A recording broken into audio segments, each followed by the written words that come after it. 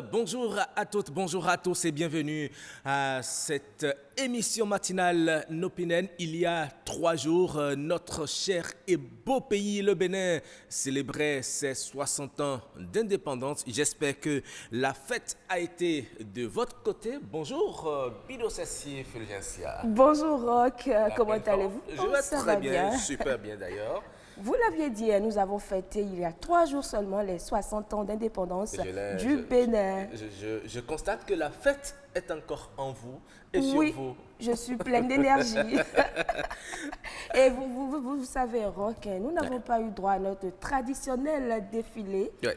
Effectivement, Vous savez. effectivement, nous n'avons pas eu droit au traditionnel défilé. C'était à une cérémonie vraiment sobre que nous avons eu droit. Le gouvernement, au Conseil des ministres du 8 juillet dernier, a décidé d'organiser cette fête dans une certaine sobriété pour éviter les cas d'attroupement. Vous savez très bien, lorsqu'on parle de défilé militaire, surtout lorsque les paracommandos, Oui. tout cela incite le déplacement des populations, donc Des pour attroupements. éviter ces attroupements, Ouais. eh bien, la cérémonie a été vraiment sobre, le dépôt de gerbes et puis la prise d'armes au palais de la République. Exactement. Et puis, c'était vraiment une très belle cérémonie. Vous saviez, ce qui m'a manqué cette fois-ci, c'est le parade militaire là.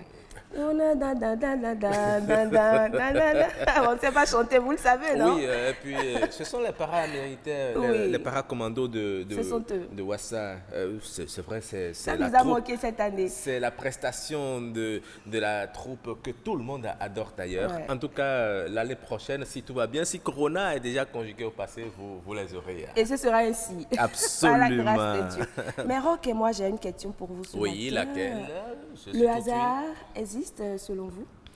Le hasard, c'est une question de philosophie ou bien je ne sais quoi répondre. Bon, aujourd'hui, nous allons nous intéresser aux jeux de hasard. Oui. Vous le savez. Effectivement, nous il y a intéressons de ces aujourd'hui aux jeux de personnes-là, hasard. Il y a ces personnes-là qui s'intéressent, qui vont jouer quand même Ouais. à ces jeux-là. Ils se disent que la porte du bonheur est juste à côté. Oui. Mais le constat qu'on fait aussi, c'est qu'il y a beaucoup de personnes qui s'intéressent à ces jeux de hasard.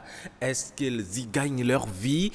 Est-ce qu'ils délaissent leur famille au profit de ces jeux de hasard? Eh bien, nous allons parler de ce sujet-là aujourd'hui, Fulgencia. Ce sera avec nos invités, mais avant, nous allons lancer les merveilles du Bénin.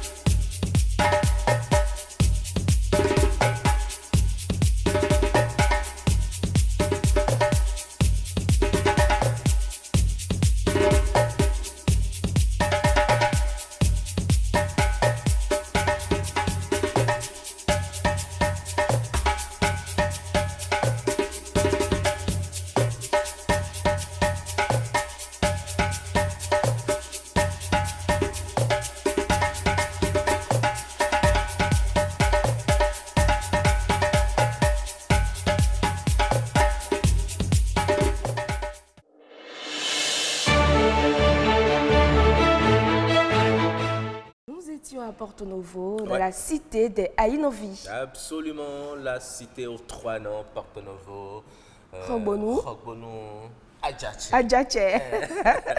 Et chaque fois que je vois ces images, ça me fait penser à ces phrases Rogbonu Mangbele, Adjache, Onibadje. Moi, quand j'entends Porto Novo, ça me rappelle les fêtes chaque samedi. Sans cette viande-là, vous savez très bien, Roch, de quoi je parle. En tout cas, il faut se déplacer même pour elle parce Pour savoir. qu'ils savent le faire. Donc, vous connaissez ça aussi. D'accord, merci. Donc, on a pu admirer ces merveilles de la ville de Porto Novo, la capitale du Bénin. Alors, aujourd'hui, nous sommes vraiment gâtés. Hein? Oui. Nous avons 2 humoristes qui vont Pour passer ne pas dire 3. Ah oui. bon, ils sont 3 en 2. Oui, c'est ça. Il y a un duo. Un duo et puis un single. Le vieux, solo. le vieux est là.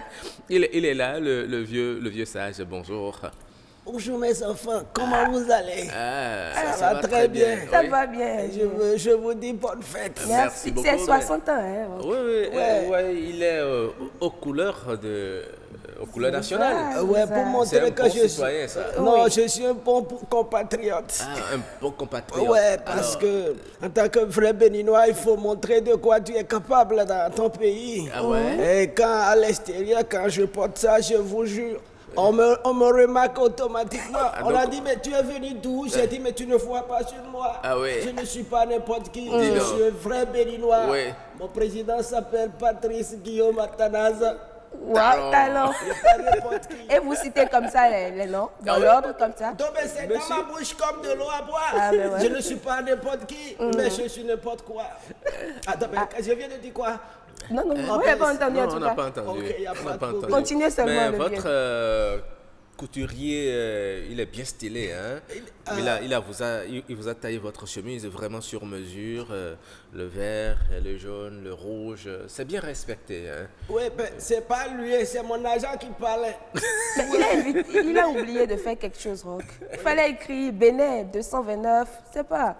Mais là, c'est comme ça. C'est pourquoi j'ai dit la jeunesse est trop super. Tu as vu l'idée que tu viens de sortir, Oui. ça tu m'as donné. Prochainement tu auras ça, ma fille. Souris, je vais voir. Merci, la souris. Oui, mais vous savez, pour cette année-là, j'ai remarqué quelque chose qui m'a vraiment touché. Au lieu de me toucher, il m'a piqué. Au lieu de me piquer, il a rongé mes poumons. Ah bon, ouais, quoi ça? Oui, c'est-à-dire que les Béninois, à partir d'aujourd'hui, moi, je vais demander aux autorités, ils vont commencer par dire à tout le monde, vous allez commencer par apprendre à chanter votre hymne national. En Même français un ou bien en élève fond? de terminale ne peut même pas chanter hymne national, c'est grave. Ah bon, vous aviez interrogé combien d'élèves? Beaucoup même, ma fille. Et ça m'a vraiment piqué.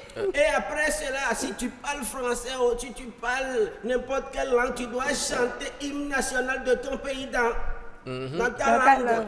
C'est ça. Et c'est ça que j'ai constaté, ça m'a fait mal. Et qu'est-ce que... Oui, vous avez constaté quoi? À quel niveau concrètement? Quand on dit enfant du Bénin debout, tu vas voir d'autres personnes. Enfant du Bénin debout, la ribette, C'est quoi? équipée. Non, mais j'ai dit, Non. mais ça veut dire quoi? La tout ribette ça? quoi? La ribette qui se... Non, mais si j'ai menti, il faut essayer de les contacter, vous allez voir. Mais il y a encore quelque chose. Vous savez qu'après le Tout-Puissant, Oui. c'est les médecins qui sont sur la terre. Oui. Et aujourd'hui, eux-mêmes, ils ont prêté serment Oui. pour dire je jure. Je jure. Oui. Et à partir d'aujourd'hui, je vais sommer. Sommer, on dit bien. Sauver. C'est la vieillesse, excusez-moi beaucoup. Oui, oui. Je vais sommer la vie de quelqu'un. Mais eux-mêmes, à un moment donné, ils n'arrivent plus à supporter, c'est-à-dire à honorer leur engagement. Quand il va, quelqu'un qui est malade, il va à l'hôpital, il voit automatiquement docteur là. Psychologiquement, dans son intérieur de sa mimoun, Memoun. dans son mimoun comme ça là, Mimoun, mais moi. c'est qu'il est guéri. Ah. En ce moment, ce qui m'énerve surtout, c'est les femmes enceintes. Ma fille, que Dieu te Elles protège. vous ont fait quoi, les femmes enceintes? Quelqu'un qui est enceinte d'1,50 m. La grossesse. Oh. Et puis elle va à l'hôpital. Quand les femmes sont enceintes, même si tu ne leur dis rien là, même elles vont renflouer les mines, elles vont sourire, elles ne savent pas ce qu'elle a en Suisse. C'est en ce moment qu'elle va dire, allô bébé, il faut amener bois machin. Quand toi, homme, tu te peines, tu amènes de nourriture, c'est en ce moment qu'elle dit, je ne veux plus ça, je veux encore ça. Ça veut dire quoi tout ça? Le vieux veut parler du changement d'humeur de la femme enceinte. Et maintenant, à l'hôpital, ce qui m'énerve, Oui. quand la femme est enceinte, elle vient seulement, c'est en ce moment que sa femme en question, elle commence pas à parler. Ça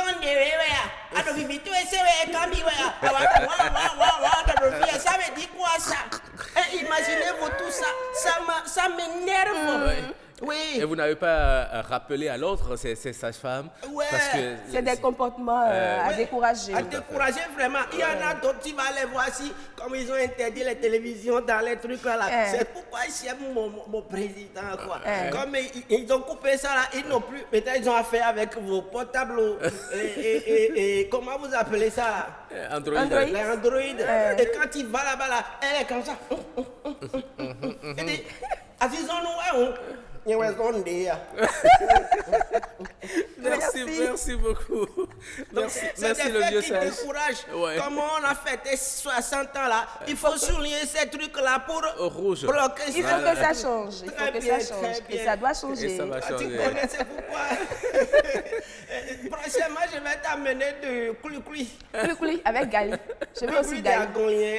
Je veux aussi Gali. Gali sort de Savalou là. Non, avec du pain, tu vas manger.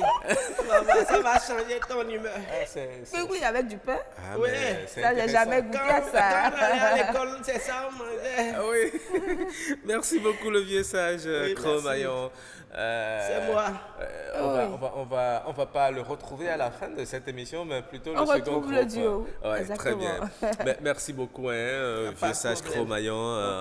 On va vous dire bonne journée. Bonne journée.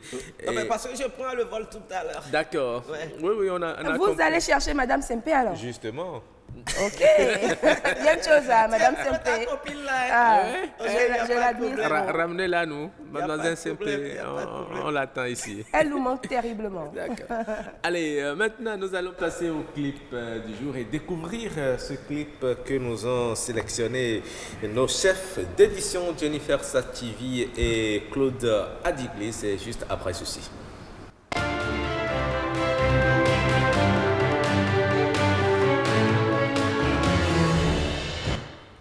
Pélagie la vibreuse, elle nous chante Mon Bénin.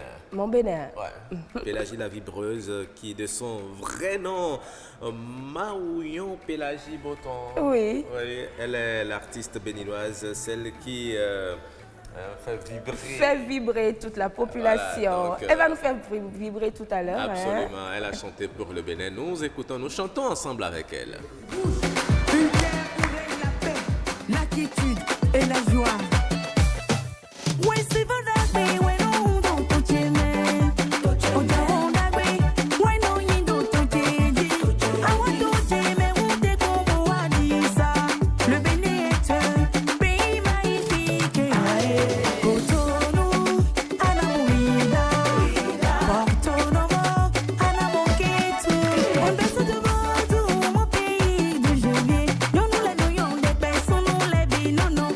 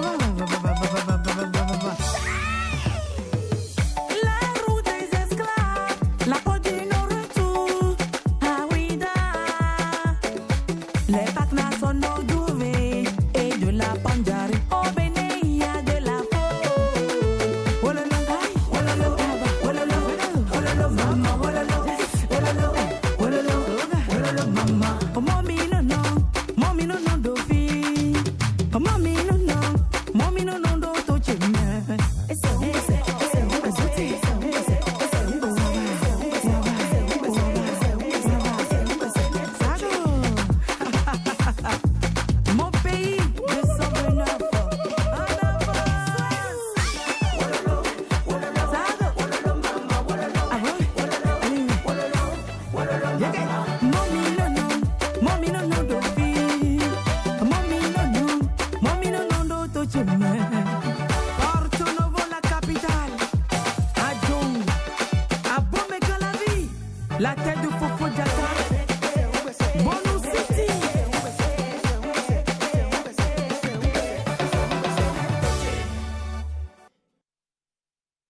Voilà, on dansait, Oui. on chantait. Mon minon de fille. Oui, c'était Pélagie la vibreuse. Elle nous faisait vibrer sur ce plateau. Mais vous n'avez pas vibré. Non, j'ai vibré, vous ne m'avez pas vu, Rock. Non, je ne vous avais pas vu. Bon, je Vibrer- réserve la vibrer suite encore, pour je vais la voir. fin. C'est Vibrer- pour la fin. Vibrer comme Pélagie, encore je vais voir. Non, c'est pour la fin. Je réserve tout ça là pour la fin, chers Ah bon? téléspectateurs. Dis donc. Ouais. Ah, il y a de belles choses en perspective. Hein. En tout cas, nous sommes là dans la bonne humeur. Oui. Hein, et nous vous souhaitons cette bonne humeur matinale qu'elle vous accompagne toute cette journée. Oui. Et après avoir chanté et dansé, nous allons installer le plateau de discussion. Exactement, Et si Rock. on en parlait.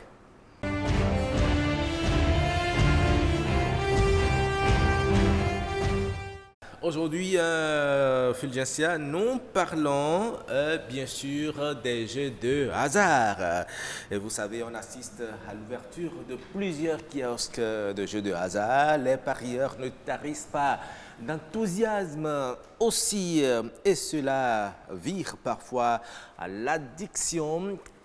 Qu'est-ce qui peut expliquer cette situation? Est-ce qu'ils arrivent toujours à assurer leurs obligations familiales? Qu'est-ce que l'économie nationale gagne de cette situation? Eh bien, nous sommes là pour en parler. Et quelle est aussi l'incidence de ces jeux-là sur l'économie de la famille? Ah oui, ouais, c'est important. Nous allons en parler. Oui. Et nous avons déjà... Notre invité, Monsieur Franck Elvis Modeste Arrossin, vous êtes gestionnaire de projet. Bonjour monsieur. Madame. Comment vous allez? Très bien, très bien. Vous avez bien fêté? Oh, on a bien fêté, hein? Ah, ça se voit. Ok, d'accord. Voilà, et tout à l'heure, on Oui. devrait... il doit nous rejoindre, Oui, notre, il va nous rejoindre tout à notre l'heure. second invité. Il est un parieur, Ah, c'est un amoureux, hein, justement. Les jeux de hasard. Des jeux de hasard. Des jeux de hasard. Il serait bien qu'il soit là, hein? Il pourra, oui, il serait bien qu'il soit là. Il a certainement quelques soucis en cours de route. Il n'est pas encore là. Nous l'attendons. Il va venir. Oui. Mais nous allons faire le débat. Et aussi au téléphone tout à l'heure. Oui, vous allez j'aurai- recevoir un rock. Ignace Ami Djogbe, il est économiste. Absolument. Il va nous aider à faire aussi, la lecture de ce... Oui. De cette situation. Oh non, monsieur de l'autre côté que mon parieur, il est là. Et là, je vois déjà votre visage rayonner parce que je sais que vous avez préparé des questions donc pour notre à ami fait. parieur. Oui, nous allons le recevoir ici. Oui. Et voilà. Il va venir se mettre Alors, à sa place rejoignez-nous. ici. Voilà, très bien. Voilà. Alors, c'est monsieur Ibouraïma Kora Lafia. Bonjour. Bonjour. Vous allez bien? Très très bien. Très bien, nous sommes très heureux de vous avoir également sur ce plateau. On se demandait si vous aviez eu un souci en cours de route ou Oui, bien oui, c'est à oui. cause de la fraîcheur matinale. Non, non, une Madame pandémie. ne vous a pas vite cause de la lâché. fête, vous avez eu 3 jours, un week-end prolongé. Non, c'est une crevaison. Bon, Oh là là. Ah, oh là là. ça n'a pas été facile. Bon, c'est des situations de la vie, hein. Ça n'a pas été facile. Mais l'essentiel, c'est que vous êtes là pour honorer les parieurs. Alors, nous parlons des jeux de hasard. Vous êtes, si je peux le dire ainsi, un amoureux. Je ne voudrais pas dire un accro des jeux de hasard, mais un amoureux des jeux de hasard. Dites-nous, qu'est-ce que vous y trouvez? Bon, tout d'abord, moi, ça m'amuse. Et en dehors du fait que ça m'amuse, bon, et moi, je n'allais pas appeler ça jeu de hasard. Ah, vous n'appelez pas ça jeu de Non, non, hasard? non. Ah bon, pourquoi? Non. Et parce que ce truc, Oui. et dès que vous y travaillez, Oui. vous verrez que ce ne sont pas des jeux de hasard. C'est seulement que nous, les parieurs, nous sommes variés. Il y a ceux-là qui se lèvent et puis qui chope des numéros, peut-être le numéro de téléphone, date de naissance. Oui. Là, on peut parler du hasard. Mais celui qui travaille, il y a des documents sur lesquels nous travaillons, des applications qui nous permettent de savoir le mouvement des boules. Là, moi, je n'appelle pas ça un hasard. Et là, vous travaillez. Vous Oui, travaillez. oui. Vous faites partie de ceux-là qui travaillent. Oui. Dis donc, ça veut dire qu'il y a une industrie tout Exactement. autour. Ils vont à l'école de ces jeux. D'abord, il dit que ce n'est pas un jeu de hasard, c'est comme si c'était un jeu d'intelligence. C'est un travail, vous vous y consacrez sérieusement. Oui. Et vous y gagnez quoi? OK. Et comme toute personne, on ne fait rien sans intérêt. Si nous jouons, c'est pour gagner. Oui. Et moi particulièrement, je ne joue pas tous les jours. Parce que s'il doit jouer, je dois être sûr de la boule sur laquelle je suis en train de miser. Comment vous pouvez être sûr? C'est simple, monsieur le... On parle justement de hasard. C'est simple, monsieur le journaliste. C'est pour cela que je vous parle, je vous dis que pour moi, ce n'est pas un jeu de hasard. Si vous voulez, je peux vous donner des preuves avec, comment dit-on, j'ai amené avec moi des documents sur lesquels moi je travaille et également une application que j'ai sur mon téléphone avec laquelle je travaille. Donc, je ne mise pas au hasard. Attends, vous êtes entré en contact avec le fabricant de la machine? Oh non. Au fait, ce jeu, c'est vrai que c'est venu tardivement au Bénin et moi-même, j'y suis entré tardivement. Je suis entré, ça ne fait pas encore 1 an. Mais je suis sûr que d'ici peu, je ne sais pas s'il va dire qu'il va décevoir la LNB, mais... Vous allez remporter le gros lot, c'est ça? C'est ce que vous voulez dire. Mais moi j'en venais. Qu'est-ce qui vous a conduit à ces jeux-là? D'abord, le manque de travail. OK. Le manque de travail. Et nous étudions, et puis à la fin, il faut trouver quelque chose à faire. Mais vous demandez partout, c'est vraiment pas possible. Donc, on se lance dans quelque chose. Et qui vous prend parfois tout votre argent aussi. Et toute le la peu journée. que vous avez. c'est ce que je suis en train de vous dire. Moi, particulièrement, je ne joue pas tous les jours. OK. D'accord. Si je joue, C'est pour gagner. c'est pour gagner. Si je ne gagne pas, je ne me plains pas parce que je me dis peut-être que j'ai commis une erreur dans ce que je suis en train de faire. Parce que ça arrive. D'accord. Et vous pariez jusqu'à quelle hauteur? Jusqu'à quel montant? Moi, je ne suis pas encore un gros parieur. Oui. Le montant le plus élevé que vous Moi, avez le montant misé? le plus élevé que j'ai misé, et c'était 2000 francs sur 2 numéros. 2000 francs. Et le jour-là, vous avez gagné? Et malheureusement, Non. un de mes numéros a été tourné. D'accord. Parce que moi, je n'y avais pas pensé. D'accord.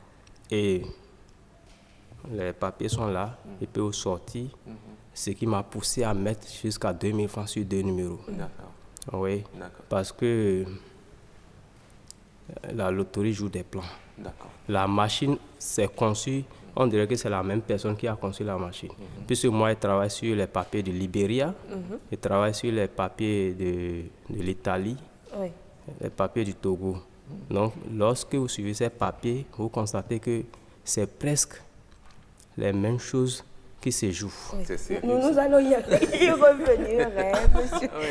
C'est vrai, c'est il a- intéressant. ouais, Notre ouais. second invité sur le plateau, il répond au nom de monsieur Franck Elvis Arrossin. Vous, que pensez-vous de ces jeux de hasard? Merci beaucoup, belle question. Vous savez, moi, j'ai identifié 5 plaisirs qui font que la jeunesse béninoise sont toujours en pauvreté. Il y a 5 plaisirs, 5 distractions qui font que les jeunes béninois sont toujours dans le chemin de la ronde de la misère. Premièrement, d'abord, c'est le football. Ouais, parce que les jeunes s'adonnent trop au football. On regarde devant les cafétérias, on voit c'est rempli le soir. Ça arrive à la jeunesse. Secondo, ce sont les jeux de hasard. Ça va vous étonner parce que j'ai écouté mon ami tout à l'heure, les jeux de hasard aussi arrivent à la jeunesse. Et la preuve, aucun pays ne peut s'émerger vraiment avec ces jeux de hasard. Parce que on ne peut pas rentrer dans la fatalité, dans la recherche du gain facile pour dire on veut émerger. La preuve, ces jeux abrutissent encore la jeunesse. L'intelligence, s'occuper des documents, tout ça, la fouille des choses au service d'un slogan de hasard Je pense que si on mettait tout cet arsenal-là de réflexion autour des métiers, autour des trucs pensants, des activités bien pensées, je pense que ça va porter loin le pays. Mais il a dit tout à l'heure, c'est pas manque de travail qu'ils sont allés, ils ont cherché, ils n'ont pas trouvé.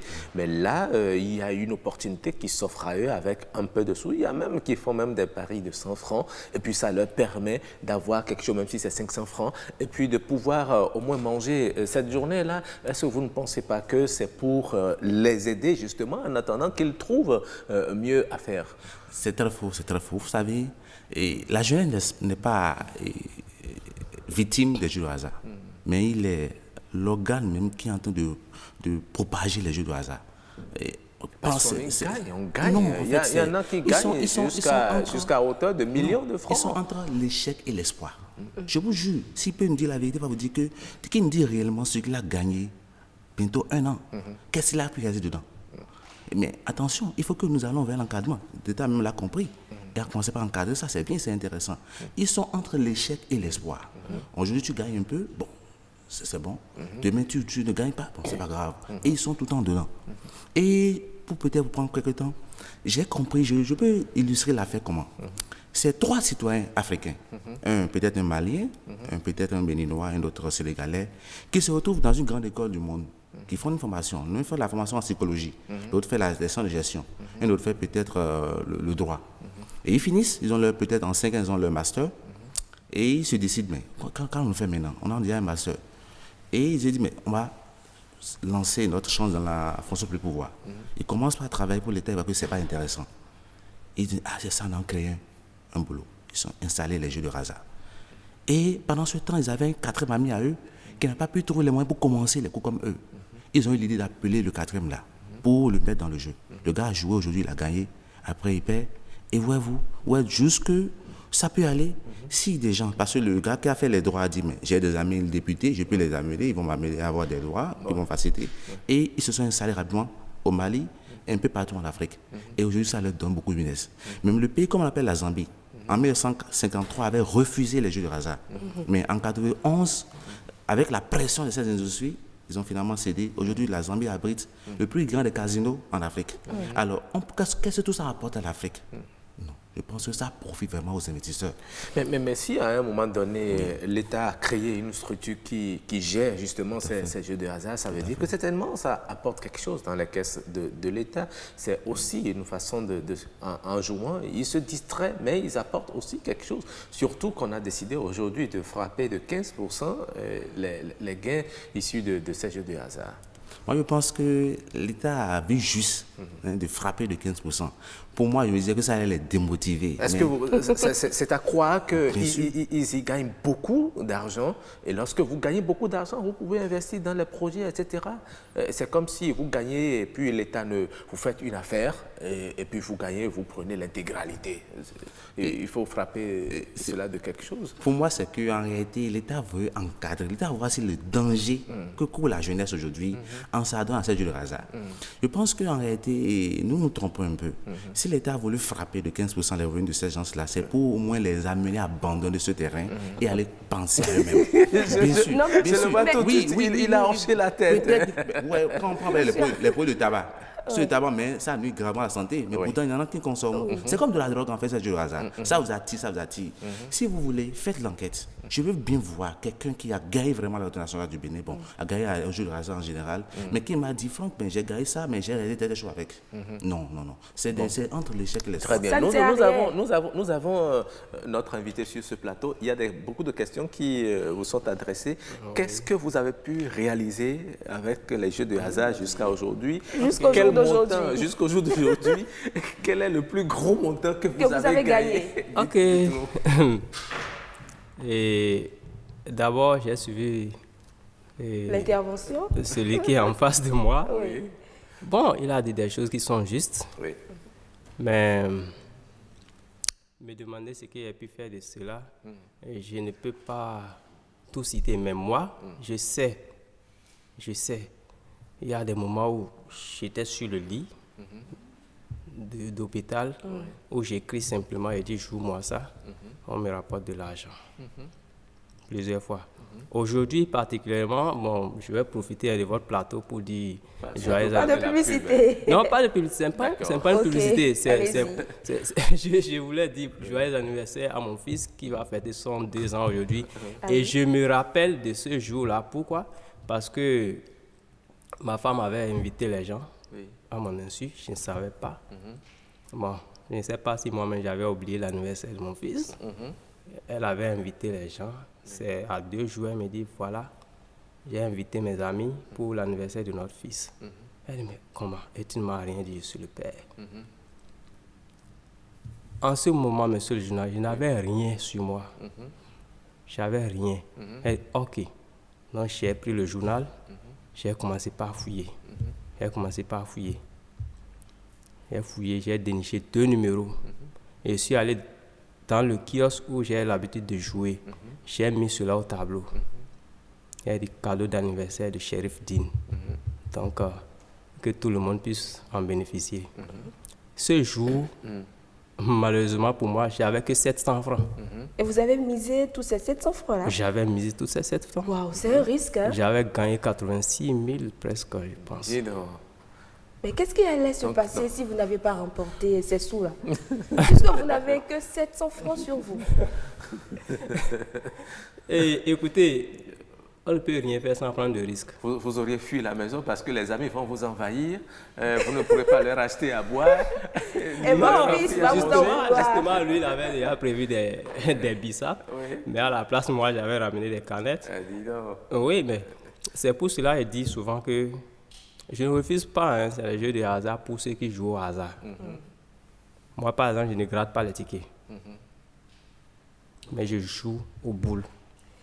Très bien. Mais ce qu'on constate, parfois, ça vire à la dépendance. Vous, comment est-ce que vous arrivez à faire pour ne pas franchir ces barrières-là?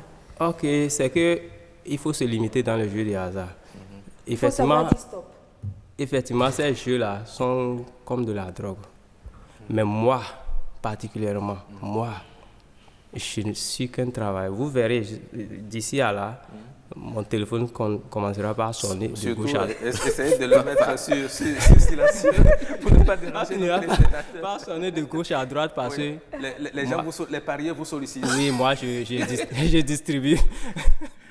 Je distribue. Ah, d'accord. Je Donc, distribue. Les gens ont recours à votre expertise aujourd'hui pour pouvoir jouer. Oui. Là, c'est intéressant. Il s'est créé un autre boulot. Exactement. En tout cas, nous allons voir du côté de nos téléspectateurs ce qu'eux aussi ils pensent de ces jeux de hasard. Est-ce que ça permet vraiment à ceux qui jouent ces jeux de se réaliser ou bien quels sont les problèmes que cela a créé dans la société, dans leurs familles respectives? Nous allons les écouter et ils sont au micro de Victoire Ongan. Victoire Ongan. Il y a des gens qui n'ont pas d'emploi, d'accord, qui du matin au soir sont là, qui ne font rien, bon, qui se disent, bon, à défaut d'aller voler, autant faire quelque chose avec laquelle ils ont la chance de rapporter. Du coup, ils s'en vont vers ces jeux-là. On peut gagner quelques fois, parfois on peut tout le temps perdre, donc c'est le hasard. Le problème, c'est que quand on gagne une fois, il y a comme une adrénaline qui demande à l'individu, ok, retente ta chance, ça peut donner, ça peut donner. Donc ça peut donner effectivement, comme ça peut ruiner l'individu. Donc ça a une incidence. Si le monsieur, je suppose un chef de famille qui a perdu son emploi pour une raison ou pour une autre, qui s'y adonne, histoire de subvenir à ses besoins et à ceux de sa famille, à un moment donné, il ne pourra plus, s'il continue de perdre dans les jeux-là, il ne pourra plus assumer ses responsabilités. J'ai des amis qui sont accros à ça. J'en ai... Il y en a un qui a tellement investi qu'à un moment donné, il avait des dettes. Il avait des dettes qu'il n'a pas pu assumer. Il était obligé de carrément quitter le pays. Oui, puisque les gens lui avaient prêté de l'argent parce qu'ils pensaient qu'il pouvait gagner gros pour pouvoir restituer les sous. Mais ça l'a endetté. Si déjà vous jouez ces jeux, cela ne vous rapporte rien. Vous-même, vous devez faire une analyse à votre niveau. Et dire je joue, cela ne me rapporte rien. Donc il faut laisser s'occuper de sa famille. Est-ce que vous voyez un peu? Si vous jouez, cela ne vous rapporte rien. Pourquoi continuer?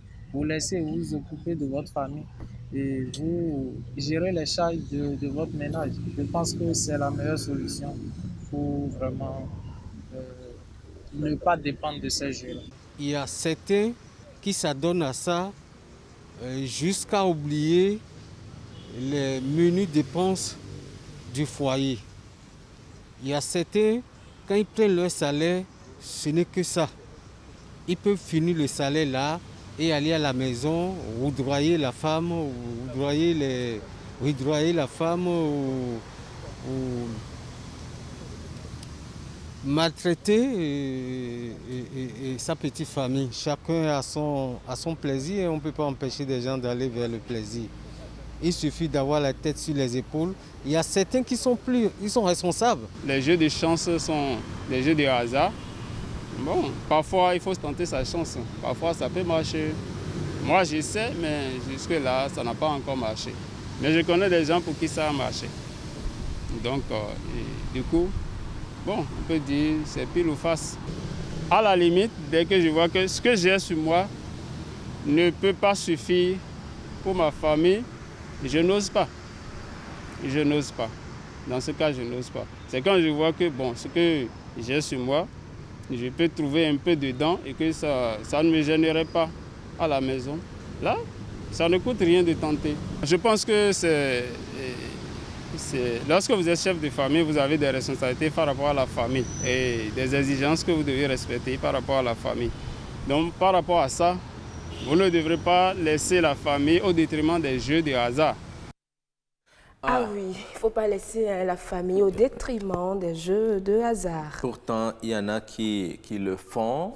On a entendu beaucoup de choses. Hein. Il y en a même qui font des prêts. Ils vont s'endetter pour jouer aux jeux de hasard. Je ne sais pas quelle assurance ils ont à aller faire des prêts pour jouer aux jeux de hasard. Et lorsque ça ne marche pas, on l'a entendu également, arriver à la maison, c'est madame, ce sont les enfants qui reçoivent les... En tout cas, vous avez suivi comme nous et votre réaction par rapport à tout ce que vous avez suivi. Merci beaucoup. Je pense qu'ils ont tout dit. Hein. Ils ont tout dit. Et quand on fait une lecture de tout ce qui a été dit, c'est vraiment ce que nous disons sur ce plateau. Et comme je peux un peu accompagner un peu l'élément, j'ai écouté un monsieur hindou qui se plaignait, il dit, mais Franck, si ma femme était au courant que je joue à ce jeu depuis ce temps, elle m'aurait interdit de m'adonner à ça. Parce qu'on renvoie mes enfants pour 300 francs de copie à l'école. À la maison, difficile de trouver quelque chose à faire. Mais pourtant, je fais chaque fois, mais je ne gagne rien. Il est dans la nostalgie. Il a fait plus de 20 ans à jouer ces jeux. Il s'est laissé à l'alcool, vous voyez même monsieur truc là, tout est perdu. Il dit, mais je n'ai jamais dit à ma femme que je joue au jeu hasard. Il dit, oui, tout ça. Est-ce parce qu'il espère récupérer un jour tout ce qu'il a investi? Il se disait tout le temps, bon, aujourd'hui c'est pas bon, ça va marcher. Ils sont entre l'échec et l'espoir. Et du coup, il a pris tout son temps, ces 20 ans d'années, pour se laisser dans cette affaire. Or, qu'est-ce que nous cherchons en faisant ça? C'est la richesse. Si on peut s'exprimer ainsi, c'est ça, c'est la richesse. Mais voyez les hommes riches. Qu'est-ce qu'ils font comme activité? Moi, j'ai identifié 4 activités que les riches mènent. Vous ne verrez jamais un riche jouer au jeu de hasard. Les riches, ils font du sport. Non. Disons la vérité. Quand vous voyez les hommes riches réellement, ceux qui vraiment, c'est pas la création de la richesse, en création de la valeur ajoutée, en créant une entreprise, que les gens parviennent d'être riches et puissants et influents. Vous allez voir ces riches, qu'est-ce qu'ils font? Ils font du sport. Deuxième chose, ils lisent beaucoup. Ils font beaucoup la lecture. Troisième chose, ils sont prêts à prendre des risques. Pour des projets. Ils ont des projets, ils veulent vraiment se lancer dans ça. Quatrième chose, ils font des voyages. Je pense qu'il y a beaucoup de choses qu'on peut connaître au Bénin encore. Il faut que les jeunes aillent découvrir le Bénin même et apporter de l'innovation dans ce qu'ils font. Ça va marcher. Toute l'intelligence que les gens font, en achetant les livres, Algérie, Togo, tout ça, là, je pense que si on le fait, on le mettait vraiment dans des activités, ça va prospérer. Je pense qu'il est temps que nous nous réveillons.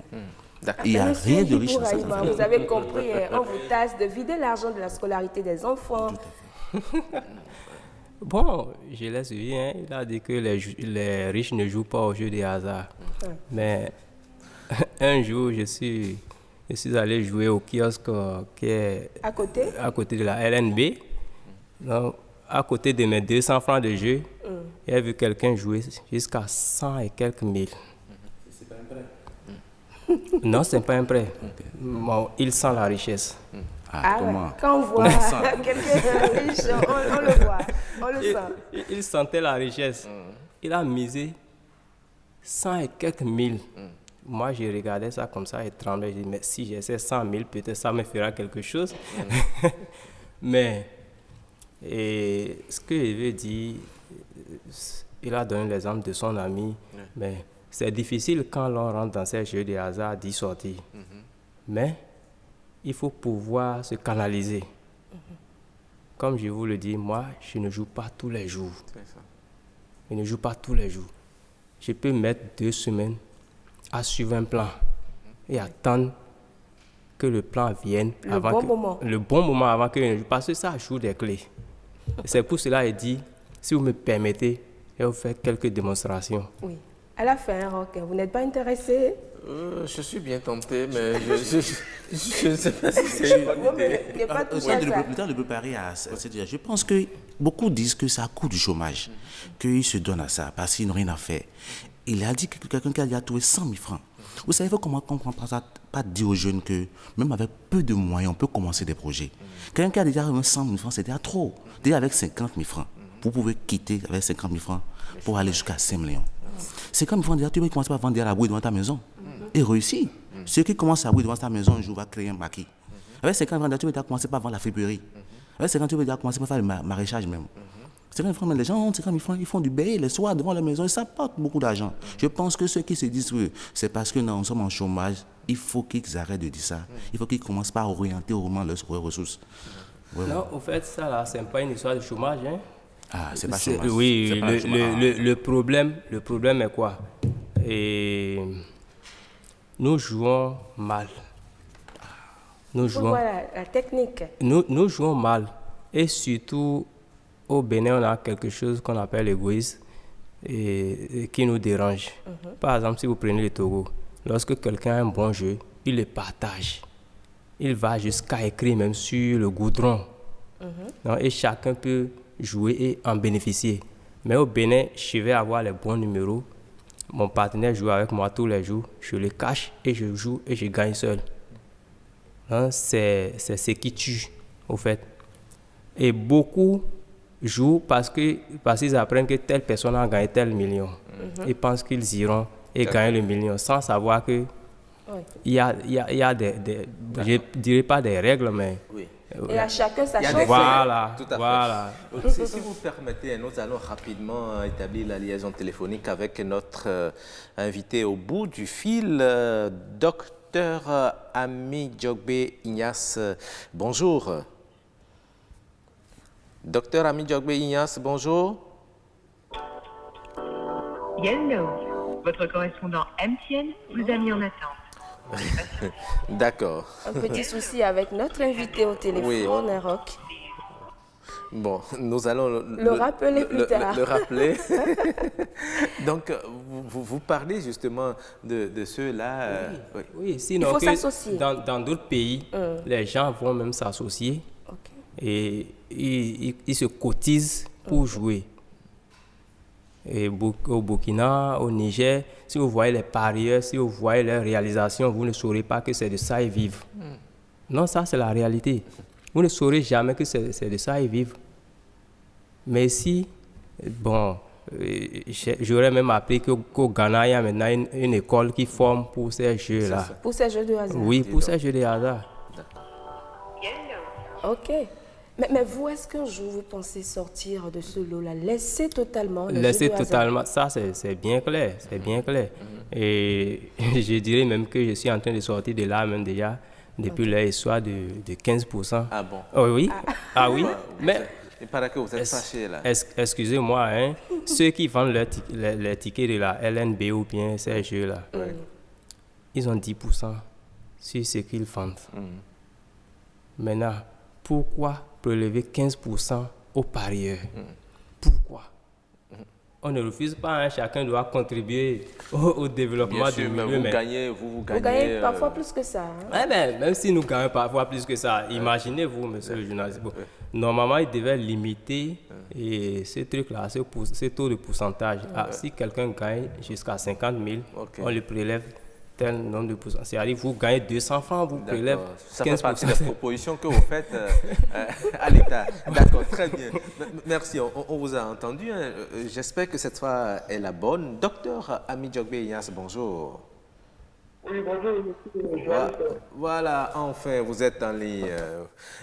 Aujourd'hui, nous parlons des jeux de hasard. Je rappelle aux téléspectateurs que vous êtes enseignant-chercheur en économie à l'Université de Parakou. C'est un plaisir de vous avoir au téléphone ce matin pour parler des jeux de hasard. Alors, dites-nous déjà, qu'est-ce qui, de votre point de vue, amène aujourd'hui la jeunesse et même des personnes d'un certain âge à aller aux jeux de hasard? Bon, vous savez, le jeu de hasard, ne date pas d'aujourd'hui, c'est depuis l'Antiquité. Et le jeu de façon globale n'est pas quand même mal en soi, parce que ça permet à l'homme de développer. Est-ce que vous pouvez rapprocher un peu le téléphone de votre bouche pour qu'on puisse mieux vous entendre, s'il vous plaît? Je disais tantôt que le jeu de hasard n'est pas quand même, ne date pas d'aujourd'hui. Voilà. Le jeu de hasard existe depuis l'Antiquité et depuis 1920. Oui, mais aujourd'hui, cela a pris de l'ampleur. On voit des attroupements autour des kiosques de vente de jeux de hasard. D'un point de vue économique, comment vous faites ce constat? Vous savez bien que, de façon globale, oui. le Béninois n'aime pas trop ce qui devait quand même être compréhensible, où il devait travailler suffisamment pour avoir de l'argent et que nous sommes habitués à de la facilité. Certains Béninois. Lorsque tu demandes à un jeune élève qu'est-ce que tu veux devenir, il va te dire qu'il veut devenir nettoyé. Donc, ça, c'est le premier diagnostic. Le second diagnostic, c'est que ça peut être aussi une façon pour le gouvernement de détourner le regard de la jeunesse de l'essentiel. C'est-à-dire qu'ils sont occupés, et il n'y a pas d'emploi, et on fait quand même cette initiative pour les occuper, pour qu'ils quand même les désorienter de l'essentiel. Maintenant, aussi, il y a aussi l'attachement, c'est-à-dire au gain facile, comme je viens de le dire, et la possibilité aussi pour les jeunes quand même de trouver un emploi, de trouver quand même un emploi soit sous forme directe ou indirecte. Donc, à l'un ou l'autre, ça garantit c'est toujours quand même, ça a un impact. D'accord. Oui, et quels sont justement ces impacts sur l'économie nationale, sur l'économie familiale également? Donc, de façon honnête, le jeu de hasard a un impact économique significatif. Ça permet de créer de l'emploi direct et de l'emploi indirect. Lorsque vous voyez les jeux là se multiplier, ceux qui sont quand même atteints de ces jeux, c'est-à-dire ceux qui sont à des postes là, d'une manière ou d'une autre, commencent par avoir un emploi direct. Donc, ceux qui vont gagner de l'argent à 4 000, 200 000, 500 000, 1 million, peuvent déjà se créer de petits emplois. Donc, qu'on veuille ou non, ça a un impact quand même inévitable sur quand même l'économie du pays. Ça explique que l'activité marche, les gens trouvent le moyen pour faire les gens mangent suffisamment et ils font le réserve pour faire le réserve. Cela peut expliquer facilement. Mais quels sont les revers, justement, de ces jeux? Est-ce que cela n'amène pas? On a entendu sur ce plateau des gens qui n'ont pas été capables de solder la scolarité de leurs enfants, de payer même la photocopie de leurs enfants, mais au même moment, on trouve de l'argent pour aller jouer aux jeux de hasard. Il y en a même qui font des prêts pour aller jouer aux jeux de hasard. Est-ce que comme ça, on peut construire économiquement une économie solide avec la jeunesse? Non, écoutez, ce n'est pas une question de construire l'économie solide, ce n'est pas une question de ceci. Le jeu de hasard, c'est-à-dire c'est une activité commerciale comme toute autre activité, c'est-à-dire obéir aux règles de rentabilité et de profit. Donc le jeu de hasard, qu'on veuille ou non, a des revers, a des intérêts. Donc ce que vous dites, c'est la passion excessive du jeu de hasard qui atteint tout ce que vous êtes en train d'énumérer. Les gens sont prêts même à liquider les parcelles, les maisons, pour mettre quand même les descendants dans une précarité totale. Donc, c'est l'essai, la passion excessive du hasard qui entraîne quand même ce que... D'accord. Les licences entre la relation entre l'emprise entre les individus et le jeu de hasard, c'est ça qui intéresse ce que vous avez vérifié. D'accord. Une dernière question avant de vous laisser partir. Aujourd'hui, l'État a décidé de frapper de 15% les gains issus de ces jeux de hasard. Les parieurs ne sont pas d'accord. Ils proposent que ce soit en fonction du montant gagné que l'on applique le pourcentage. Comment vous faites? Est-ce que c'est parce que l'État a compris que les jeunes gagnent beaucoup dans ce jeu-là qu'il a décidé d'appliquer un pourcentage au profit de l'impôt? Non, il y a des choses que moi je ne comprends pas chez les Béninois. Les Béninois sont particuliers. Vous savez, lorsque vous gagnez un loto ou Amérique, vous suivez ce que je dis? Oui, très bien. Et vous offrent les conditions, mais vous travaillez chez eux. Ça veut dire que tout ce que vous allez gagner par rapport à ce jeu, vous investissez en Amérique. Tout à fait. Lorsque vous êtes, maintenant, ce n'est pas seulement les Béninois qui jouent quand même le jeu de hasard au Bénin. Il y a les Nigériens, les Ivoiriens, mais c'est l'argent du contribuable, c'est les réserves. C'est les réserves du trésor. Ouais. Ce sont les réserves qui servent à faire le jeu de hasard. Voilà. Pour un Ivoirien, un Congolais qui gagne 10 millions, 20 millions au Bénin, par exemple, et il lance chez lui, alors pour aller construire son pays, quelle est la part du contribuable béninois? Donc, pour que l'État, il doit constater, il doit considérer que le jeu de hasard est une activité économique qui est soumise à la loi, la rentabilité de profit, et l'État a l'obligation de prendre parce qu'en réalité, si un Congolais gagne 20 millions, il rentre avec 20 millions, le contribuable ne gagne rien. Donc, il faut que l'État trouve des moyens pour lui trouver au moins 20%, 10%, 15%, pour qu'au moins ça soit quand même réinvesti au Bénin pour construire notre pays. D'accord. Donc, les Béninois sont prêts à faire un jeu de hasard et aller au Canada, pour faire le vieux Canada, investir au Canada. Pourquoi les Canadiens ne font pas un jeu de hasard et permettre aux gens de vivre au Bénin? C'est parce que ceux qui gagnent là investissent dans leur pays. C'est qu'en partie, comme le Bénin n'a pas la possibilité d'imposer à quelqu'un de rester au Bénin, il faut qu'il trouve des moyens de prendre une partie pour réinvestir dans le pays. D'accord. Merci beaucoup pour votre lecture de cette situation. Merci à vous, Dr Inyas Ami-Djokbi. Je rappelle que vous êtes enseignant chercheur en économie à l'université de Paris. Si vous pouvez ajouter quelque chose. Très rapidement, parce que le temps est parti. Il faut que le gouvernement sache que l'avenir n'est pas que le président mette en ordre. Il faut quand même trouver l'activité qui permet de mettre les jeunes et les femmes dans de véritables travail qui permet de construire notre pays, d'accroître le revenu et de faire quand même notre développement un développement durable. D'accord. Merci beaucoup. Très bonne journée à vous. Oui, merci aussi. Eh bien, nous revenons sur ce plateau. Monsieur Franck Arossi, vous avez suivi comme nous l'intervention de Monsieur Inyas Ami-Djokbi. Que vous inspirent ces propos? Je vois que le professeur et le docteur essaient de confirmer un peu ce que nous disons sur le plateau. Il a parlé un peu du prélèvement des 15%. Selon lui, c'est pour peut-être construire le pays parce que c'est avec les frais du contribuable béninois qu'on organise ces jeux. C'est normal. Moi, je pense aussi que, surtout, si l'État a voulu encadrer ces jeux, c'est pour laisser la jeunesse à la dérive. Parce qu'en imposant un prélèvement de 15%, au moins, selon peut-être eux, c'est pour les démotiver à s'adonner chaque fois à ces jeux. Donc, s'ils n'ont pas compris le message, je pense que l'État va encore aller loin et aller jusqu'à 30%. Ça, c'est votre souhait. Franchement, c'est mon souhait. C'est mon souhait. Oui, je dirais plutôt que l'État ne va jamais commettre cette erreur-là et d'aller jusqu'à 30%. D'abord, à 15%, vous avez constaté avec moi que le premier jour où on devait appliquer ces 15%, il y avait une opération de kiosque vide et effectivement, les gens n'avaient pas parié, sauf ceux qui sont dans l'ignorance. Oui. mais moi, je dirais, je reviens sur ces 15% et je dirais que c'est de l'exagération. Et je m'explique.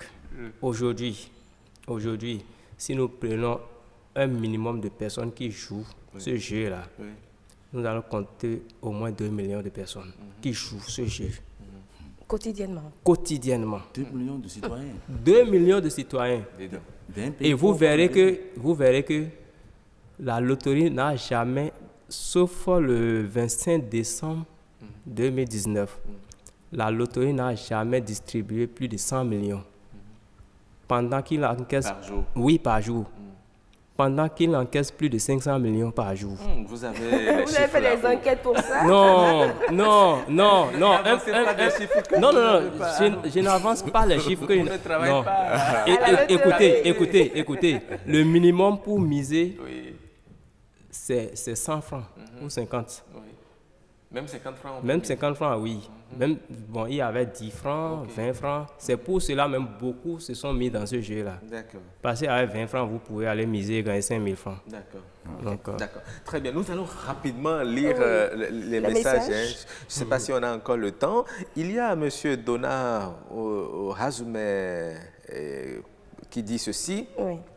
Aujourd'hui, l'oisiveté et surtout la recherche du gain facile et tout de suite pourrait être le premier indice de cette addiction, surtout au sein de la jeunesse. Et vu que les montants des paris a baissé, cela joue beaucoup sur le revenu et la consommation des ménages.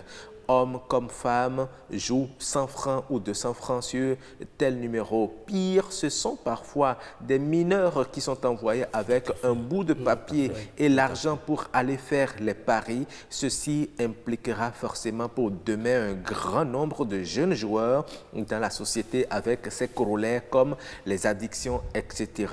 Les jeux sont un fait de société, c'est l'encadrement qui devrait accompagner qui fait objet de discussion selon moi. La preuve, il a été institué récemment un prélèvement de 15% sur les gains, mais cela n'a pas influencé les effectifs. Oui, et Mme Kodja Togbenon, elle dit ceci, hein, la crise économique, le manque d'emploi, la précarité, la pauvreté, l'insécurité sociale, sans oublier l'oisiveté, le gain facile, justifient cette dépendance vis-à-vis des jeux de hasard. Certains y sont contraints par des forces maléfiques de mauvais sorts jetés. L'incidence sur la famille, c'est la faim, la tristesse, la déscolarisation des enfants, une mère désespérée qui court dans tous les sens, le suicide de certains pères désespérés et enfin la délinquance juvénile. Moi, je suis contre la promotion de ces jeux. Sauf que l'autodiscipline est nécessaire. Toutefois, il est à noter que ce sont des industries, des entreprises, des structures parapubliques et privées qui sont très bien organisé. C'est du business avec des charges. Certains joueurs gagnent, d'autres perdent. Dit la Dada Loterie de notre pays, par exemple, loge ses cadres et employés à une bonne enseigne, quitte à vider les pauvres de leurs maigres ressources. La responsabilité de chacun s'impose. Et puis Andrea Bachomba dit ceci, bien à vous tous, j'ai comme l'impression que c'est l'État qui fait la promotion des structures de jeux de hasard, car il existe bel et bien une institution qui en est la fêtière.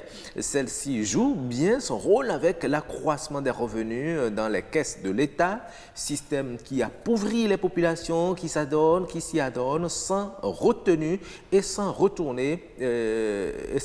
puisque engagés dans la voie de l'espoir, au gain facile et tout ce qui en découle. Chose curieuse, ce sont les jeunes qui y accourent. Ils vont jusqu'à s'endetter ou même voler pour jouer. C'est un fléau social, c'est une situation qui rappelle la fameuse affaire ICC qu'ils vous souviennent. On parle aussi des machines à sous, on les retrouve dans les kiosques de quartier avec la vente de boissons frelatées. Certains gagnent au jeu, puis vont se saouler sans pouvoir subvenir aux besoins des leurs. D'autres disent que c'est de l'argent maudit. Pourtant, ils y retournent jouer parce que devenus dépendants. C'est juste un petit ajout que j'ai à mes prédécesseurs. Oui, et il y a Mme Dorcas Kodja Togbenon qui vient renchérir en disant « Prions pour nos époux, que rien ne les amène dans ces zones à grand risque. » Franchement, pourquoi ce sont les hommes qui fréquentent ces endroits bizarres? Il n'y a pas de femmes. Les femmes aussi en fréquentent. Oui.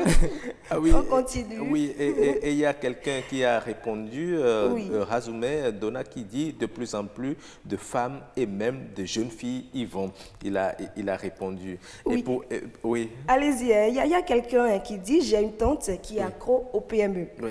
C'est ce qui a été la base de sa séparation avec son mari. Elle vit malheureusement aujourd'hui en France. C'est Gilles Adido qui a écrit cela. Voilà, nous avons partagé avec vous quelques messages envoyés par les téléspectateurs. Votre avis sur la question, on fait un dernier tour de table très rapidement, 30 secondes pour clôturer ce débat. Oui. Ah bon, c'est la vérité. Oui. Le gain facile, tout ça, la loisireté, je suis d'accord. Mais on ne fait rien sans intérêt, comme je l'avais dit ici. Si les gens n'y gagnent pas, ils n'y joueront pas. C'est ça. Ça, c'est la vérité. Et puis, le problème ici au Bénin, c'est que c'est devenu exagéré. Pourquoi? Et je prends le cas du Togo. Il n'y a même pas une seule truc là. Et un 700 de loto. Il y a Benz, il y a Diamant, il y a Cadeau. Et ils ne jouent pas tous les jours de surcroît. Les dimanches, il n'y a pas de jeu. Et c'est un seul tirage par jour. Au Bénin, comme ils ont constaté qu'il y a vraiment de l'affluence, ils ont ramené d'abord les tirages à 2. Ce qui, moi, particulièrement, a eu un coup sur moi parce que ça me perturbe maintenant dans mon travail. Dans vos recherches. Dans mes recherches. Parce que... oui. Ça me perturbe dans mes calculs parce que le fait d'instaurer deux tirages ne correspond pas encore trop au document que moi je fais.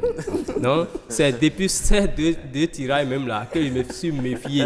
Oui, de ces jeux. Oui, mais en plus de ces 15% maintenant, vous allez démissionner. Non, il a démissionné, mais si je travaille maintenant, il ne travaille plus pour moi-même. Moi, je me contente de récupérer mes 30%. Oui. C'est ça, donc vous jouez pour les autres. Donc je t'envoie le jeu, tu gagnes, tu m'envoies mes 30%, c'est kiff. D'accord. B2B. Merci. Monsieur Ibourahima d'être passé. C'est bien ça, Oui, c'est ça. Amidjobé aussi? Non, c'est pas Amidjobé. Ah, d'accord. Ok, merci beaucoup. Je tiens à souligner quelque chose dans les commentaires, c'est que les messages, ils ont révélé l'aspect là des mineurs. C'est important aussi parce que le parent qui est abonné à ça, un jour, même s'il est malade, il envoie son enfant, va me jouer ça. Et il commence pas à éduquer l'enfant. Tout à fait. D'où la présence des femmes, des jeunes filles dans ce milieu, parce que c'est les parents qui les contaminent dans ça. Je pense que tout est déjà dit, mais ce que je vais conseiller, c'est que, je l'ai dit au départ, il y a 5 activités qui maintiennent les jeunes. J'ai parlé de football, j'ai parlé de jeux de raza, il y a la bière aussi, les telenovelas. Et je pense qu'on a autant on verra sur ça un jour. Et aussi, il y a aussi le sexe qui dérange aussi les jeunes aujourd'hui maintenant. Et pour mot de fin, je suggère encore l'État d'aller au-delà de ça et surtout d'encadrer le football. Le football qui développe la nation, ça se pratique sur le terrain. Ce que nous voyons les soirs devant les bars, devant les cafétérias, ça arrière la jeunesse. On parle de la Champions League. Et parfois ils misent. Oui, ils donnent des bagarres, même il y a des paris matchs aussi dans ce sens-là. Et actuellement même le jeu aussi, c'est au niveau des portables aussi, même les réseaux. Vous voulez tout le temps vous déranger, vous venez gagner 1 million. Il faut montrer aux jeunes que c'est pas le travail qu'on peut gagner de l'argent. C'est ça la formule du monde. Il faut travailler pour gagner de l'argent. Voilà. Merci, M. Franck Arossi. Merci beaucoup. Merci d'être passé dans cette émission. Franck Elvis à Roussin. Voilà. Vous êtes gestionnaire de projets, doctorant en sciences de gestion également à la FASEG. C'est bien ça, à l'université d'Abomey-Calavi. Merci d'être passé. Merci également à vous, Ibourahima Kora Lafia. Vous êtes un parieur. Aujourd'hui, vous ne jouez plus pour vous, mais vous jouez pour les autres. Il faut changer ce nom. Vous vous contentez de vos 30%. Parieur, là. Un parieur. D'accord. Allez, je vous raccompagne. Bonne journée à vous. Nous allons enchaîner avec Us et Coutume. Et aujourd'hui, lundi, vous avez voulu nous parler de quoi déjà? La cérémonie de l'INAM en milieu année. La cérémonie de la nouvelle IAM en milieu Exactement. année. Très bien, c'est ce que nous allons découvrir.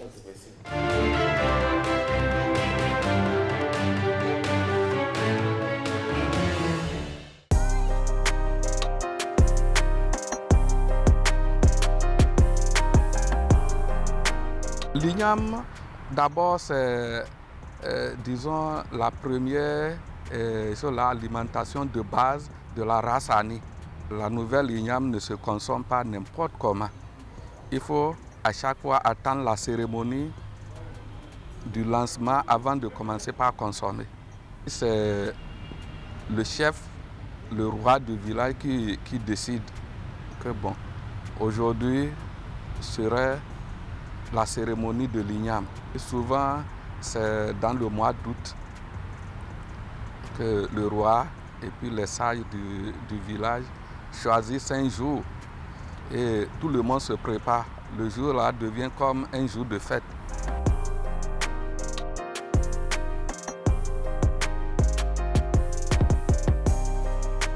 Il y a une place publique où les sages vont se réunir. Et puis les autochtones du village sont là. C'est eux qui ont le secret. Le secret ne se donne pas à tout le monde. Ils sont là avec un mouton blanc ou bien un cabri blanc. Ils vont égorger le mouton ou bien le cabri. Et ils savent comment il faut faire le sang, où il faut verser du sang, implorer les ancêtres pour que l'igname qui reste dans le champ soit bien mûr. Parce qu'il y a d'abord, disons, une variété qui sort d'abord avant l'autre. Par exemple, l'igname qu'on appelle l'arbocor. Les lianes sont là, donc si tu ne sais pas, tu vas tomber. Donc les vieux disaient l'arbocor. Donc c'est ça, c'est Anani. Donc l'igname là sort vite avant les autres.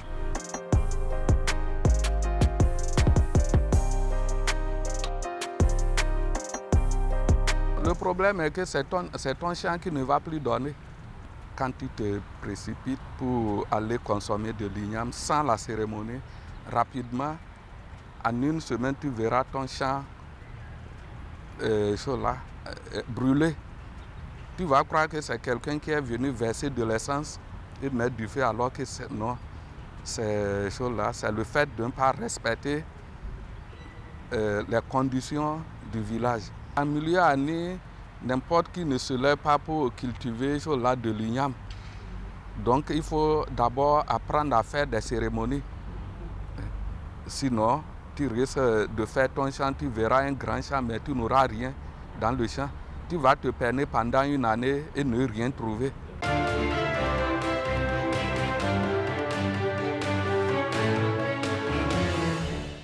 Et oui, voilà, nous avons eu droit à des explications autour de la cérémonie de la nouvelle l'igname. On a dit qu'il ne faut pas manger l'igname avant cette cérémonie. Avant cette cérémonie. Exactement. Et la conséquence, c'est que vous allez voir votre champ brûler. Dévasté.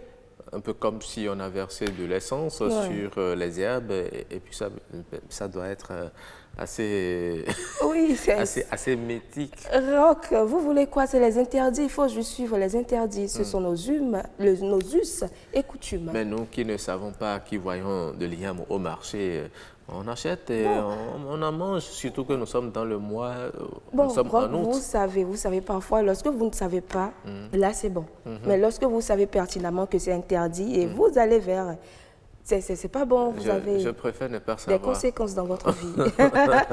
Mais vous savez, la fête de l'igname n'est pas seulement célébrer la fête, la cérémonie donc de la nouvelle l'igname, mais célébrer également en milieu marié, chez les Lokpa, vous vous rappelez? Bien sûr, chez les Lokpa, on était chez les Ani, à Savalou également, en milieu marié. Oui, chez moi. Ça, c'est chez moi.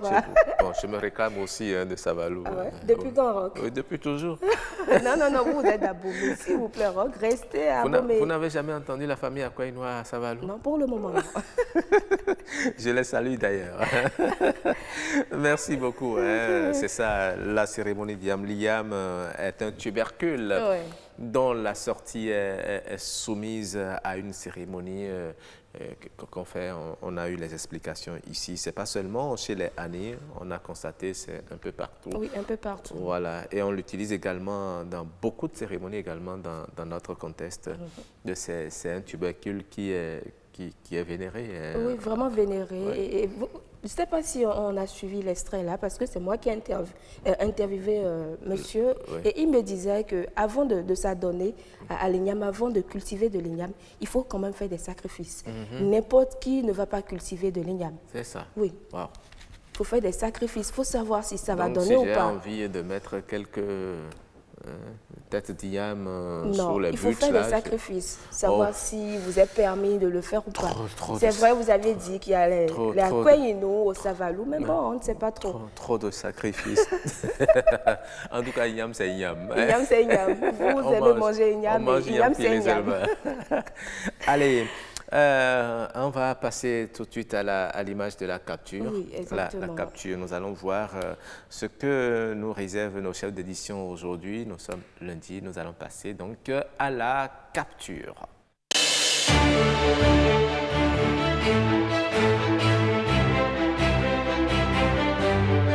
Oui, la capture du jour proposée par nos chefs d'édition. Nous allons voir. Ah, on n'en a pas parlé. Vendredi dernier, c'était la tabaski. Rock, Ouais. nos viandes.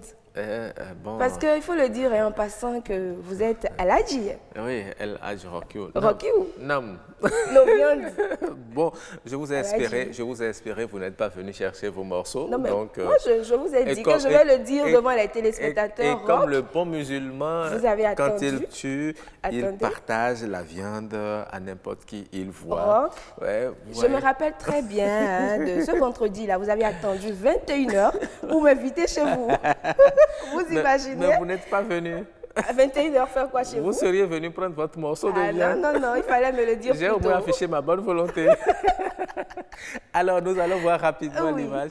Et puis, on voit hein, le monsieur qui parle. Il a acheté le mouton. Oui. Il parle à sa femme. Il dit, tu prends la moitié pour faire brochette. Un peu pour faire viande grillée. L'autre côté pour faire sauce arachide. Les pâtes et les tripes pour faire sauce piment. La peau pour tapis de prière. Et l'autre à côté, il dit, faut enregistrer son cri bête pour faire sonnerie de ton portable aussi. Maudit là. Apparemment, le mouton a coûté cher. Ah oui, le mouton a Oui. coûté cher et on ne veut rien perdre. Rien du tout. On veut s'assurer d'une Les tripes. d'une gestion, d'une consommation judicieuse. C'est ça. Pas de perte. Et j'ai bien aimé la réaction de l'autre. Ah ouais, oui. Il faut enregistrer le son. Encore que c'est possible aussi. Oui. Si vous constatez que votre mouton bêle bien, vous Oui. pouvez mettre votre téléphone et enregistrer. Et enregistrer, Ah oui. après faire ça. Ah, pourquoi Mettre ça pas. comme sonnerie. Pourquoi pas. Non, ça c'est exagéré. C'est vrai, avec la crise sanitaire que nous traversons, Ouais. ça a pris un peu de coup. Ouais. Les gens, les musulmans se sont Mais plaints là- un peu, mais bon, la fête a eu lieu. Mais lui, c'est un faux musulman parce que quand vous tuez le mouton, vous en consommez juste une partie. Il n'a pas prévu ce qu'il doit donner aux amis et aux autres parce que c'est comme ça. Il a fait comme vous apparemment. Non, Vous n'avez non. pas partagé ça avec nous, ou bien je ne sais pas si Moi, j'attends la fin pour voir. Moi, hein. j'en ai partagé. J'en ai partagé. C'est Ah vous ouais? qui n'êtes pas venu chercher. Ok, j'attends la fin quand même, je vais passer à la maison, pourquoi C'est pas. fini. C'est fini. Malheureusement. Oh, Rock, vous n'êtes pas Bon, gentil. très gentil même. Et si on passait à l'instant écho, on va Oui, parler oui, de oui. laurier Le aujourd'hui. laurier, hein, c'est vrai. Vous l'avez souhaité la dernière fois, Oui, lorsqu'on parlait du gingembre. Absolument. Vous avez souhaité qu'on parle du laurier. effectivement, vous êtes allé à Et la vos recherche. désirs sont des ordres. Rock. Absolument. Soyez-en bénis. Amen. Alors, on parle aujourd'hui du laurier qui est un aromate dont la feuille possède plusieurs bienfaits. Ouais. Le laurier est très sensible aux températures trop basses dès les premières années de sa vie. Ouais. Il faut arroser abondamment la plante pour l'aider à prendre racine plus facilement. Et ce petit arbre peut tout de même atteindre les 10 mètres en pleine terre. Il faut attendre près de 8 à 9 ans Rock, pour donner des feuilles. De nombreuses plantes sont cultivées pendant des années avant d'être commercialisées. Et les feuilles de laurier sont utilisées et transformées à plusieurs fins, que ce soit à la cuisine ou en décoction. Ça, vous le savez? Oh, bien sûr, je le sais. Et ça a des vertus énormes. hein. Je sais que vous avez travaillé sur le sujet. Oui, j'ai réalisé un Ouais. documentaire là-dessus, c'est énorme. Vous aurez l'occasion de le suivre sur nos antennes, sur BB24, sur la télévision nationale. De l'autre côté également, il y a des vertus et il y a beaucoup de personnes qui ont commencé à s'investir dans la production des du plants de laurier. laurier. Eh bien, le laurier relève la saveur des plats mijotés, des sauces et de nombreuses autres recettes traditionnelles. Certaines personnes aiment l'utiliser directement dans les repas, mais d'autres préfèrent sécher. Oui. Et il n'est pas nécessaire de mettre beaucoup de laurier dans le plat.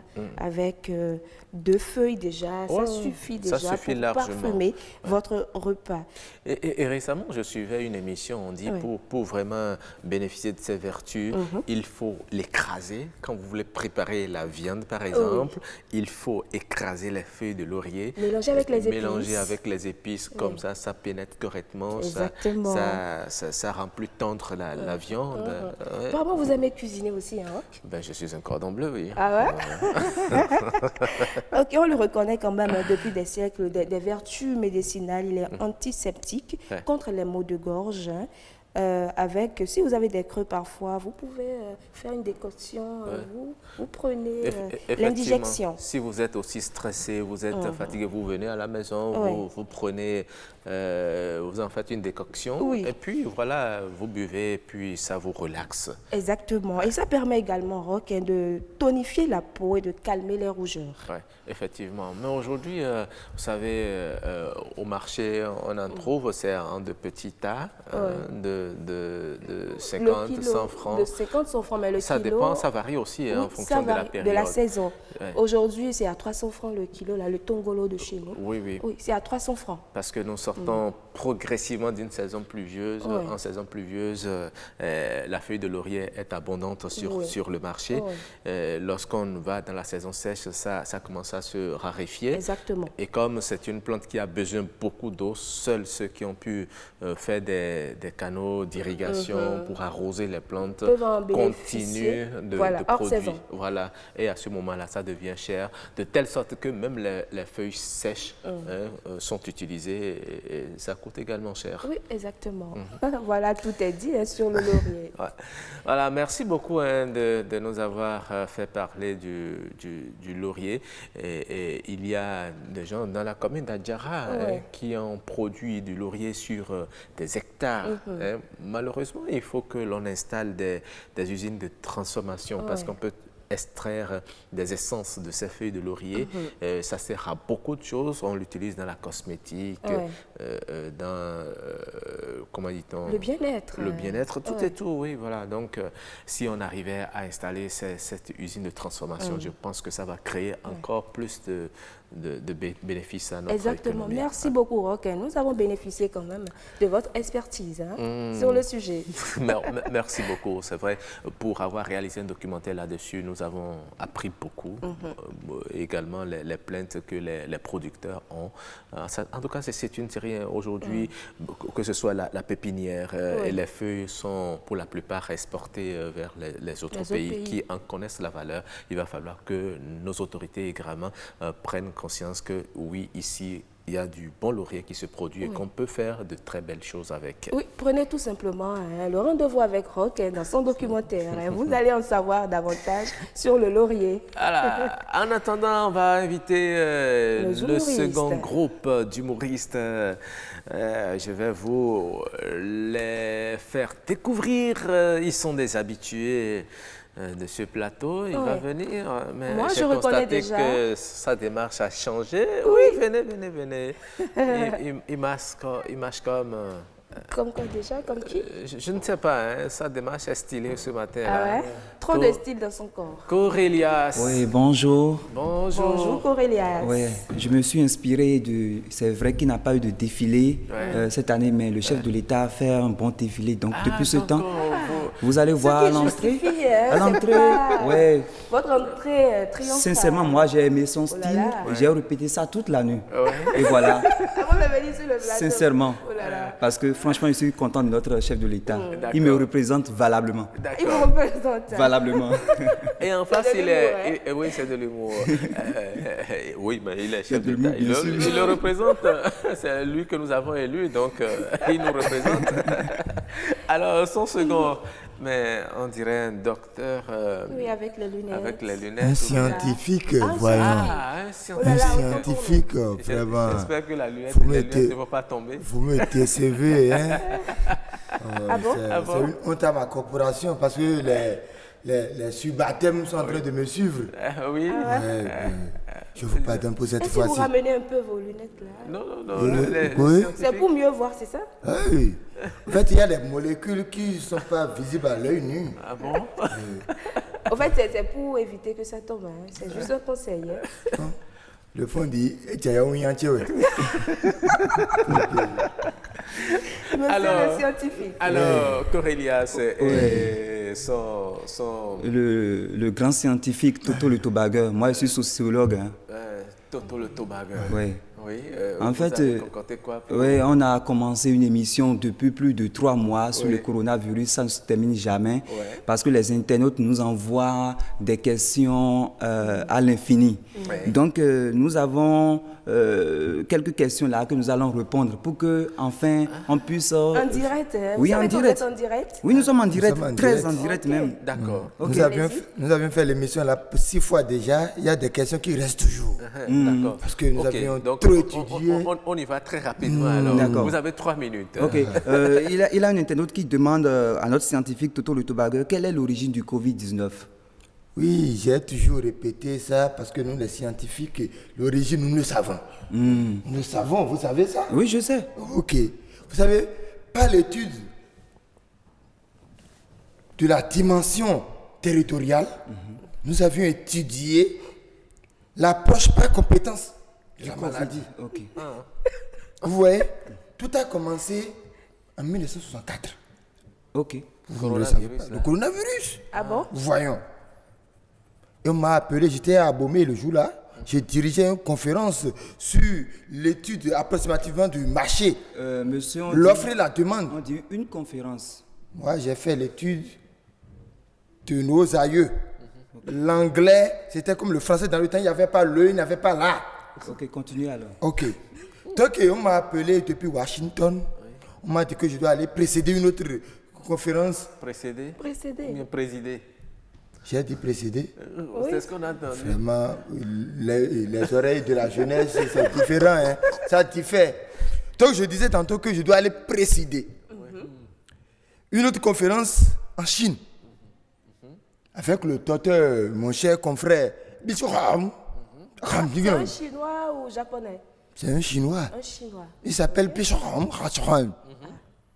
Et nous devrons faire des laboratoires, des analyses. C'est là que nous avions su que son enfant, que son petit, le peut jamais. Ces molécules d'ADN ont révélé la maladie. Ok. Le feu, parce qu'il est mort, le feu Pichon. Doucement. Allez-y, mollo. Je ne fais rien, c'est son prénom. C'est son prénom parce que le docteur avait fini les analyses au laboratoire. Un simple fait, à tout. C'est très grave, ne faites plus à tout. Oui. Ça fait partie des gestes barrières. On ne demande plus ça. Il a fait à tout. À son enfant. Paix à son âme. C'est là que est décédé. C'est là l'origine, c'est là le fondement. Et c'était depuis 1964. Oui, évidemment. Petit à petit, ça fait son petit chemin de bonhomme. Okay. Et la prochaine question? La prochaine question, c'est à mon endroit, on me demande à quoi pouvez-vous comparer le coronavirus? Moi, je dirais que c'est une question très bête. Hein. On peut comparer le coronavirus à une femme infidèle dont le mari est en voyage. Chaque jour, il a de nouveaux cas. Chaque jour, la femme infidèle reçoit de nouveaux cas. Donc, c'est très simple. Hein? Une femme infidèle est comparable au coronavirus parce qu'il n'a pas de jour sans nouveaux cas. Nous allons continuer. L'objectif de la maladie, selon vous, parce qu'il y a un internaute qui nous demande l'objectif de cette maladie. Ok, l'objectif, je vais vous dire ça en 3-4 mots. Parce que l'objectif, le but visé par la maladie, c'est de nous aider à garder notre poche. Okay. Confiner vos poches. Et se confiner, c'est quoi? Se confiner. Non, c'est très simple. Se confiner, c'est lorsque une femme et un homme rentrent dans la chambre pour aller chercher ce qu'on appelle Covid. Oh, comment ça? C'est scientifique. C'est scientifique. D'accord. Il y a un autre internaute qui me demande à moi ce que c'est que le cache-nez. Moi, je dirais tout simplement que le cache-cesse, c'est un objet très sensible. Non, on a dit cache-nez. On a dit cache-nez. C'est cache-nez. Ah, autant pour moi, c'est le poids de l'âge, hein, franchement. Parce que vous êtes vieux, vous, Corélias? Oui, ben enfin, je suis né depuis les années antérieures, donc je suis un peu vieux là. Ça se voit. Le cache-cesse, c'est un objet très sensible. Oh là là. J'ai fait l'ancien programme. Vraiment, monsieur Jeunesse, Oui, allez-y, comme ça. continuez. À chaque fois, on n'arrive pas à finir le débat. Donc, c'est toujours comme ça. C'est toujours comme ça. C'est pas de notre faute. Donc, on va ce soir, vous irez réviser Cache-nez et après, vous allez revenir. Bien évidemment, franchement. Merci beaucoup. Hein. Merci à vous. Les réponses là, vous aurez encore d'autres questions, c'est sûr. Bien hein. sûr, c'est Vous reviendrez. Et nous profitons du moment pour demander, pour dire au chef de l'État, ça marche du 1er août là. On doit conseiller ça dans les livres. Au lieu de nous enseigner Christophe Colomb a découvert l'Amérique, on doit garder ces histoires. C'est des compétences. Moi, j'ai révisé ça toute la nuit, sans souci. Parce qu'il y a certaines choses qu'on ne veut pas. On ne veut plus étudier. Étudier Christophe Colomb qui a découvert l'Amérique. Alors qu'il y a la maladie là qui pouvait découvrir. Et qui a découvert Cotonou? On ne sait même pas. On ne sait même pas. Qui a découvert Agoni? Personne ne sait. Merci beaucoup. D'accord, merci. Mais il va falloir que Corélias aille découvrir un nouveau monde aussi. Hein. Évidemment. Alors, nous allons très rapidement, Oui. on n'en a plus que 2 petites minutes pour savourer Mon chanson, Bénin de Pélagie la Vibreuse. Vous avez promis Oui, vibrer. Pélagie la Vibreuse, Ah, vous faites oui. découvrir le Bénin. Es la hora music.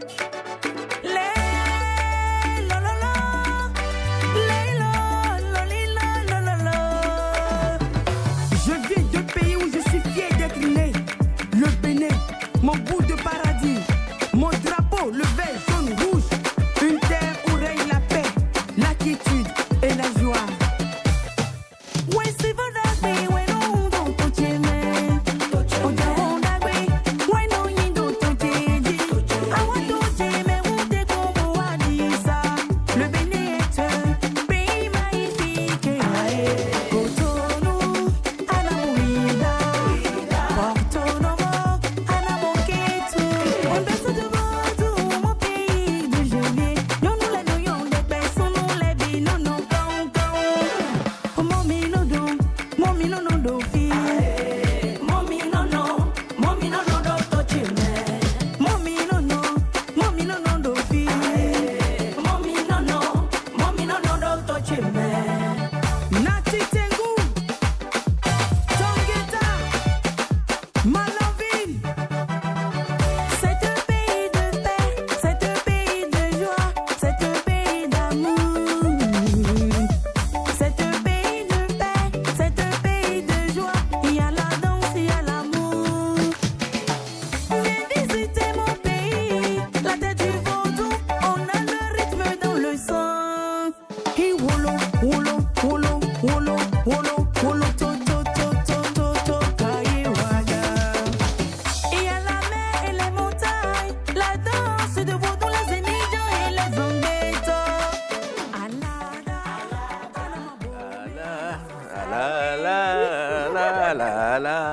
Bien dansé, Roch. Non, comme toujours, hein, moi, je sais très bien danser. Ah, vous hein. êtes sûr? C'est vous qui ne savez pas danser. Hein.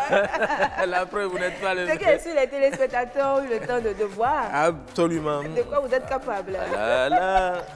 Alors, merci beaucoup. Hein, merci. C'est déjà la fin de cette émission. 6h30, 8h. Et voilà, nous étions ensemble. J'espère que nous avons égayé votre matinée, Fulgencia. Exactement, hein. Merci de nous avoir suivis. On se donne rendez-vous demain avec un sujet qui est croustillant. Oui, un sujet. Demain, nous allons parler dans notre instant discussion de la consommation de la chicha, mesdames et messieurs. Le phénomène prend de l'ampleur et s'il vous plaît, les jeunes consomment la chicha sous différentes formes. Vous n'allez pas vous en rendre compte. Vous allez voir justement ces nouveaux modes de consommation de la chicha demain dans notre émission. Prenez donc le rendez-vous. On va se dire à demain. À demain, 6h30. Au revoir et bonne journée à vous. Merci à vous aussi, nos humoristes.